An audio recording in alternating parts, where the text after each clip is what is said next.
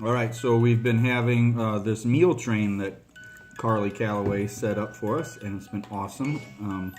All the people that love us have been bringing us dinner every night, and Lily just said the two that she thinks have been really good, in her opinion. They've all been good, but tell them what you thought.